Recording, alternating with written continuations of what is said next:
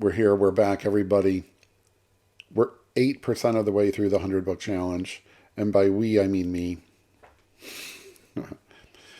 I am 8 books into the 100 book challenge. This is the challenge where I have to, before I can buy any new books, these are physical books, I have to read 100 that I already own.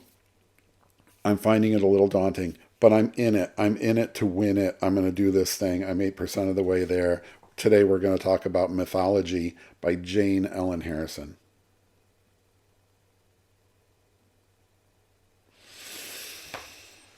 All right, so I wrote a whole blog post about this, which will be linked down below. You should be reading the blog every Tuesday, because what are you not reading the blog every Tuesday for?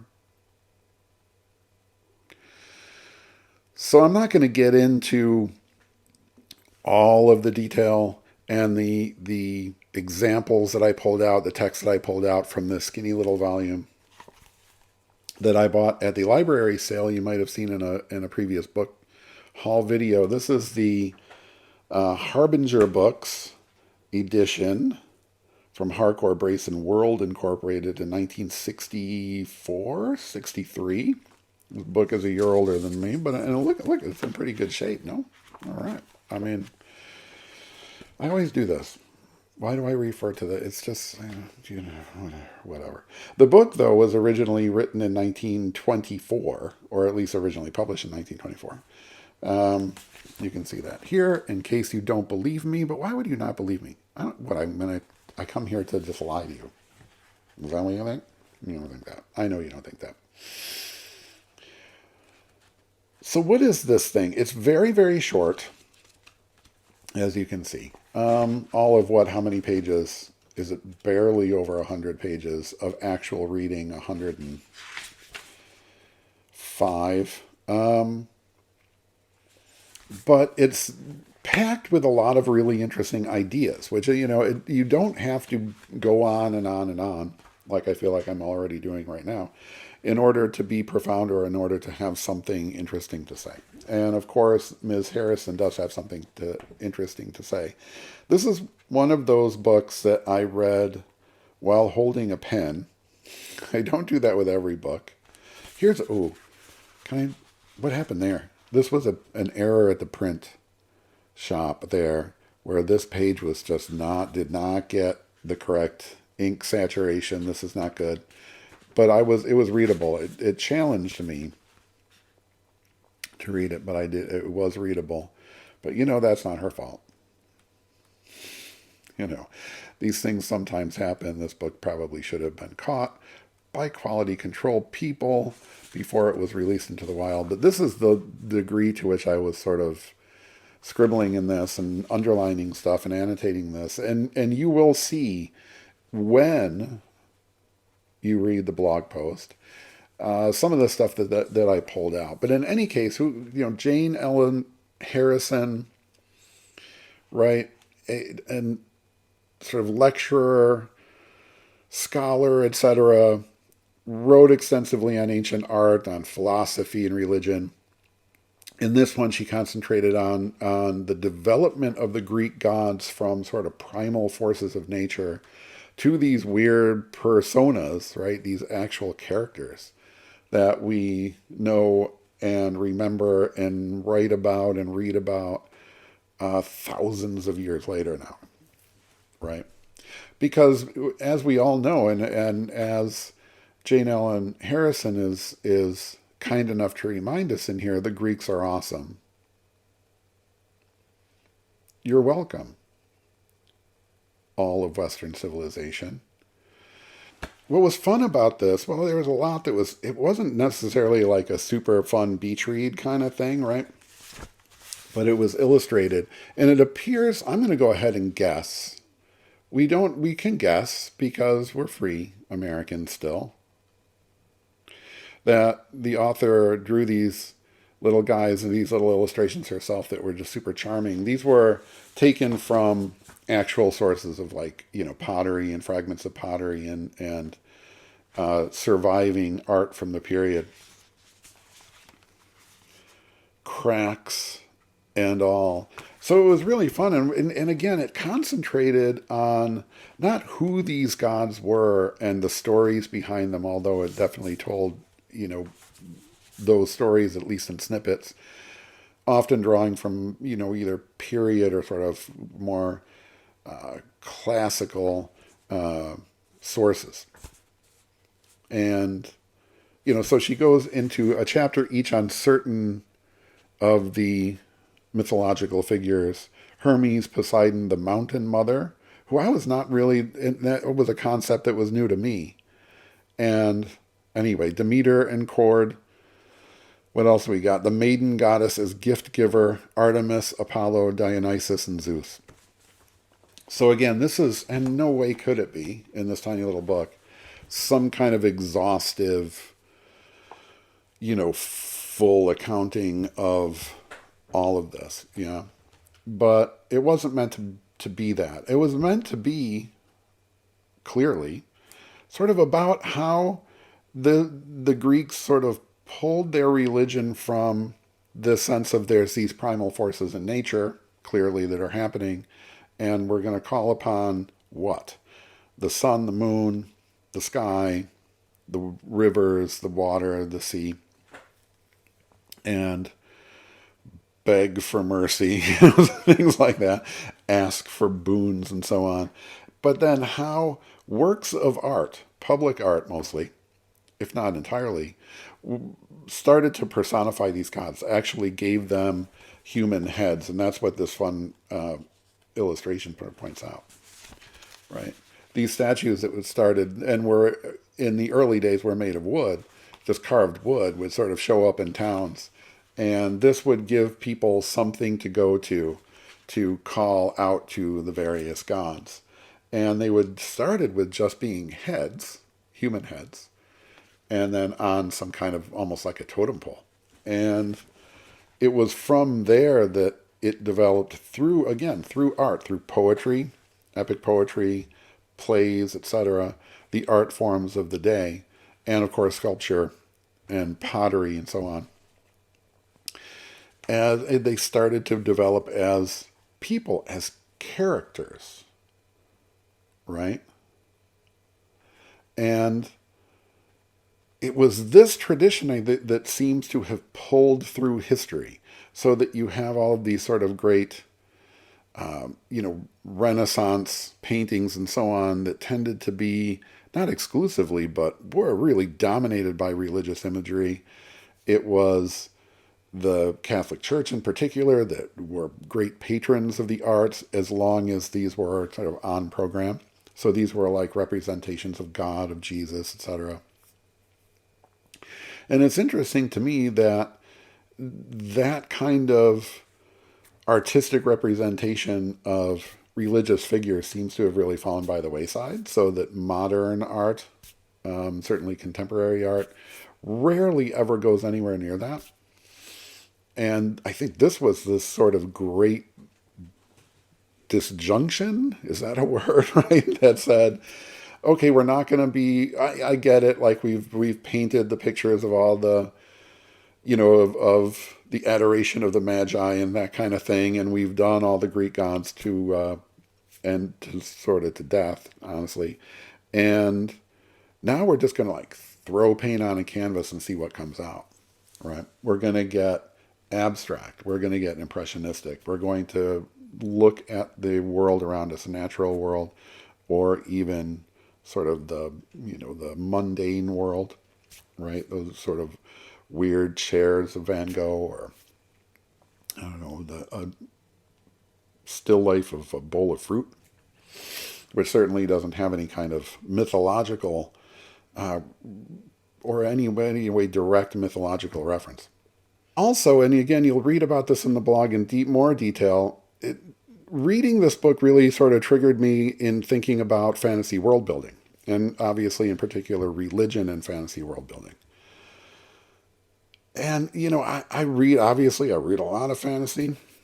Most of my job is working with new authors, fantasy authors who are just kind of coming into their own. And and even though it seems like there's very little being published anymore compared to like the constant barrage of epic fantasies of like the 80s, late 80s, early 90s. Oh, there's a lot of great epic fantasy being written out there, high fantasy, etc. A lot of really interesting fantasy world building coming through. And then, in some cases, there's a religious component to that. I've talked about this in books and in, lectures and blog posts and so on in terms of world building and the creation of a fantasy religion, a fictional religion. And this book, just again, as skinny as an overview as it was, really brought up to me a lot of things that sometimes, very often, are really missing in fantasy.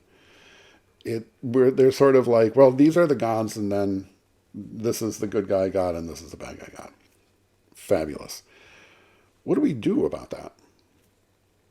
And I remember even as a kid, when I first started playing Dungeons and Dragons, I was kind of like, ooh, I can be a cleric. And that like kind of went into this, my kind of non-religious upbringing.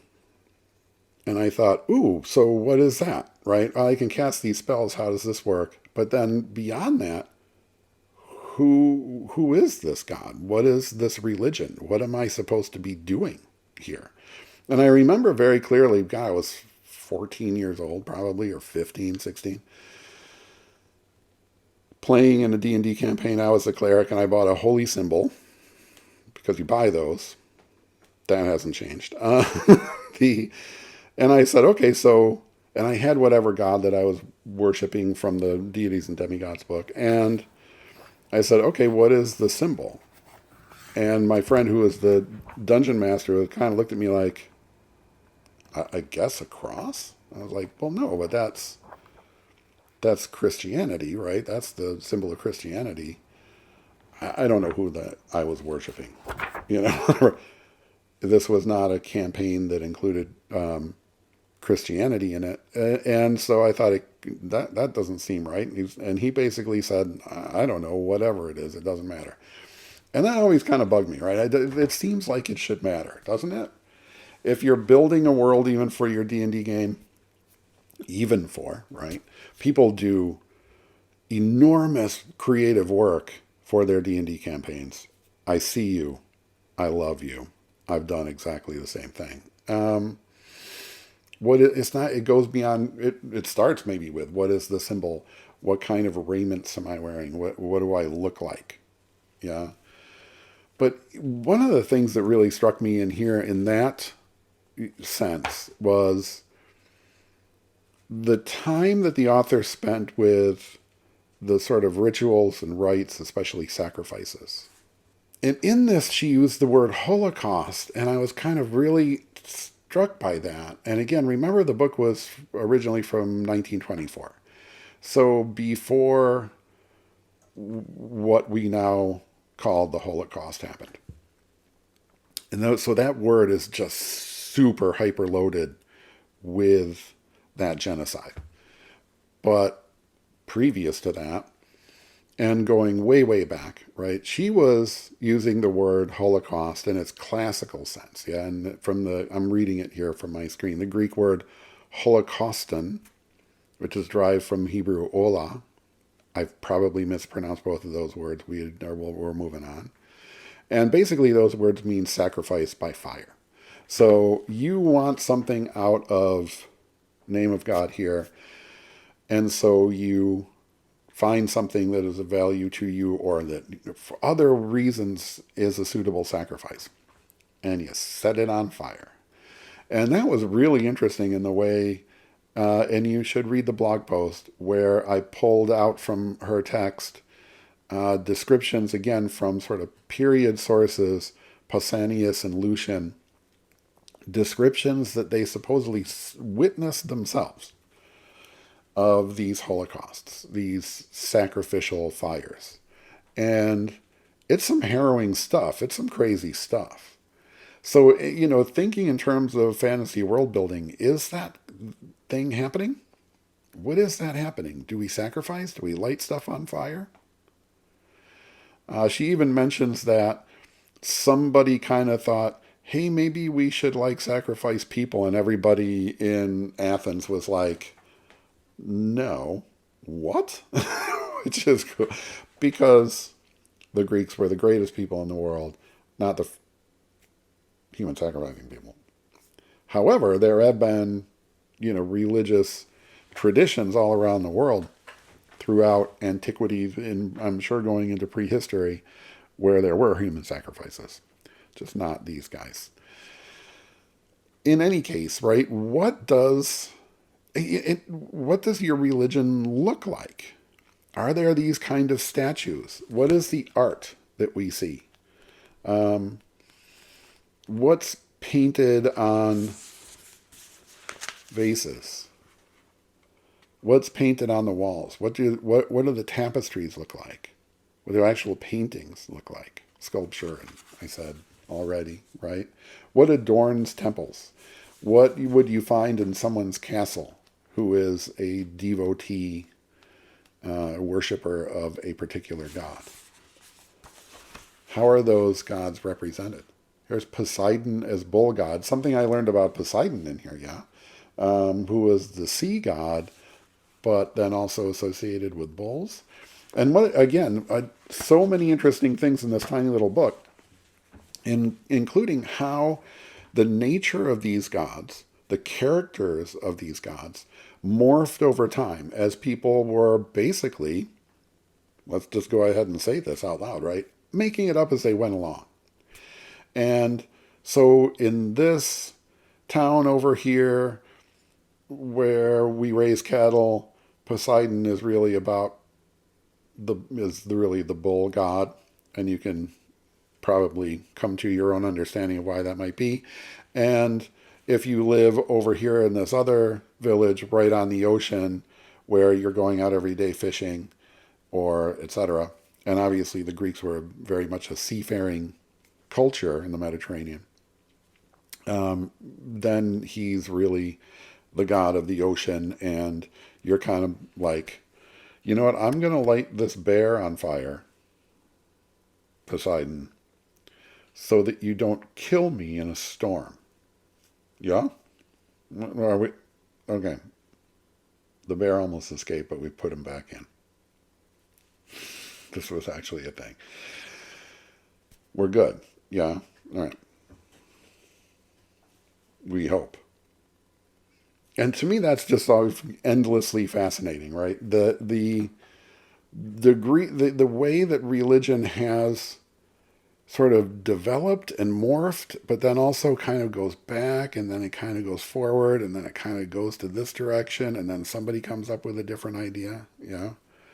And we can see that now in this, very connected world, where in the Greek world, this town over here where Poseidon is a bull god may not have talked to the people at the fishing village where Poseidon was the sea god ever, or we'll say really very often, or in any sort of substantial way. So these things would turn into something different very, very close up, right? Like we can see in things like all the European languages, which make kind of no sense, to be honest. Like, how is it possible these people living right on top of each other in this landmass that's actually kind of smaller than the continental United States speak, in some cases, wildly different languages? Whereas here, right, in this place that was invaded and then resettled, because that's actually what happened here in the United States, much, much, much more recently, we all just kind of came in with a small collection of languages, more or less settled on English, some French, Spanish, right? But for what became the United States, really mostly English. Then just spread that through, so that I live in Seattle, 3,300 miles or something away from New York, and we speak exactly the same language, if with different accents, obviously. And so people separated by what in the ancient world would seem like a very long way, today would be like, it's like an hour drive. What? All right. But in a world where you've never even thought of going 50 miles an hour, it was actually kind of a long way. And what are you doing over there anyway? Because you got work to do over here in this village.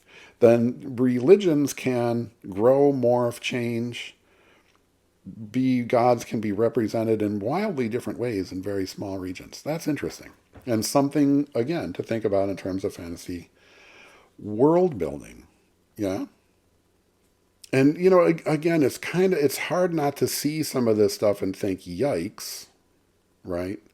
Our ancient forefathers were a little bit, I mean, there was like wanton cruelty to this that I hope we never see in the real world now, or in the current world now.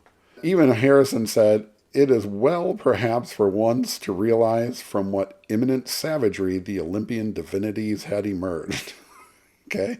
These were people who were, in the earliest form, right? Were sort of, okay, we're thinking about this thing called, let's call it agriculture. That seems like a word for what we're doing. And we're coming out of the caves and we're starting to establish cities and things like that.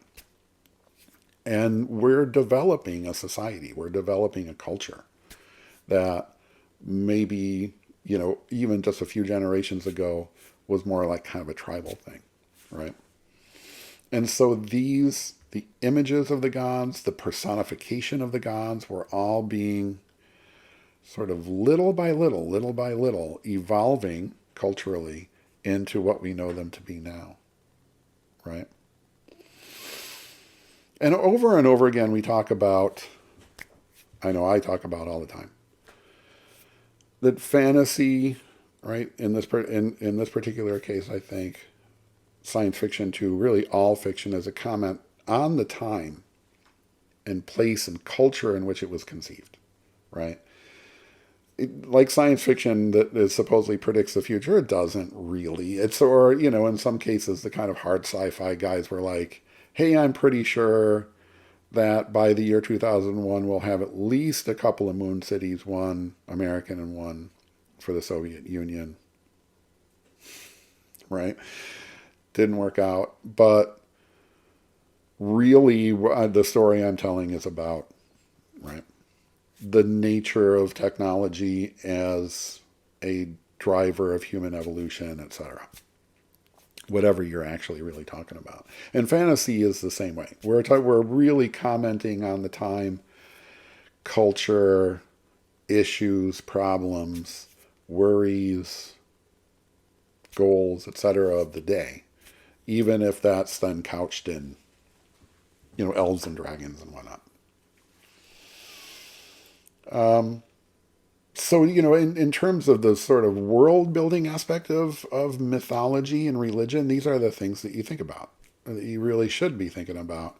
What am I trying to say with this? And is it as simple as these are people who are still in the stages of we don't know what, right? We don't know what causes earthquakes. Why does every once in a while this volcano try to murder us? Right? And so we're casting about for anything we think might help. Here is how religions are created. It begins with, I don't know, and a scientist, right? Science will then say, oh, great, we don't know, let's go find out. Where other people will say, nobody knows, so let's come up with a story that will make people feel better. Or, right, maybe defending it a little bit, which I'm kind of loath to do, to be honest. Let's at least try this, right? It's sort of, instead of sort of, establishing the science of volcanism, we're just going to go, okay, what if we just talked to the volcano and said, yo, volcano, it's not cool, right? There are people here. This is a village. You can't just bury it in what centuries later will be called a pyroclastic flow. give me a break over here. What do you need? Do you want me to set something on fire? Tell me what you want to set on fire. I will set that thing on fire. Stop erupting all over us. What are you doing? Can we get a little help here? And then it's like, well, all right, well, it didn't erupt today, so that seems like it maybe worked. Is that where your religion is? Or is it, we already know exactly who inhabits that volcano because, we've been told that for generations now.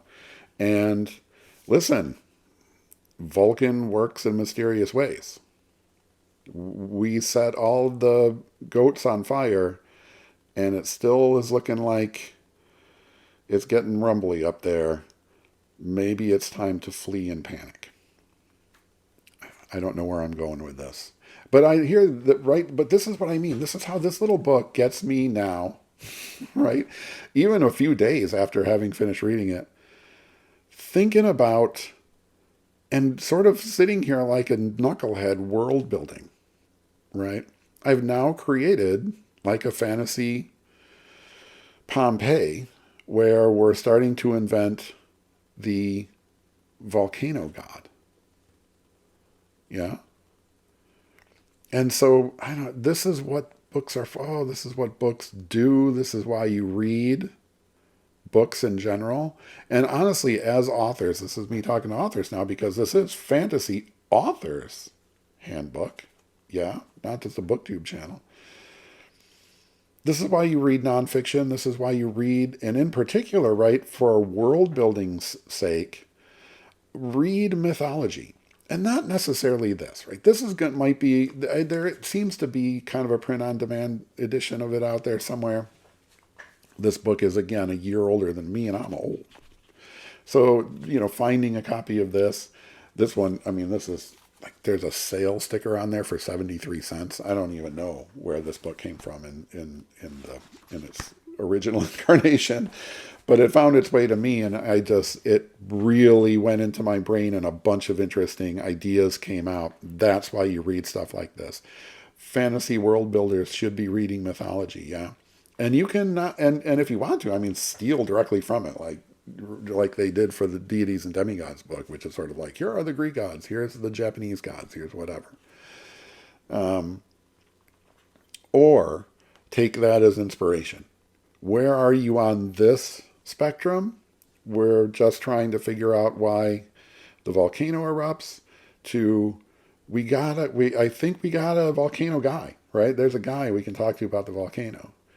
To, yeah, okay, so there isn't necessarily a guy in the volcano, but, and so the thing continues to move forward, or if it's forward, right, move in other directions.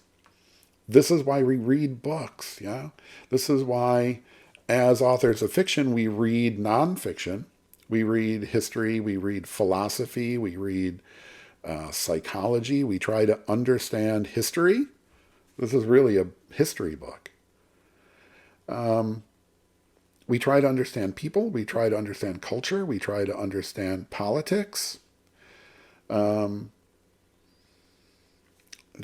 try to understand everything. That's what being an author is. That's what being an author of fiction is. And certainly in genre fiction, you have to be sort of jack of all trades, master of none. You never know what you're going to have to sit down and study, right? And for fantasy authors, I think a little bit of mythology wouldn't hurt, yeah? If not this book, again, that could be a little bit hard to find, is very specific to, tracking the development of this pantheon of gods through the artwork. This was Mythology by Jane Ellen Harrison from 1963. There were a 1963 edition of a 1924 book. This one was, I was told by my behavior prompts, I'll leave a link to what that means, but it's a very old post. But anyway, to just go downstairs and pick a book from my stacks of short books that I pulled out for another different reading scheme variation a few years ago, and start reading it, and I picked this one. So this is a kind of rider off the end of the reading scheme, so I don't have a book that's going to, sort of that's going to trade off into. This is just, I just picked this at random from my stacks. I really loved it because of the experience of what it pulled out of my brain. Yeah. Mythology, that was book number 9, or no, I'm sorry, book number 8 of 100. Book number 8 of 100 of the 100 book challenge. I'm 8% of the way there, everybody. This can happen. All right. Hey, for more of this, comment, like, share, tell your friends, why not, and subscribe, because everything is free. It's all free. There's no Patreon at the end of this. There's no memberships. I'm not asking you for $5 a month or anything like that. Just click the clicks, and I will see you again real soon with book number 9. I'm through books in this 100 book challenge, people.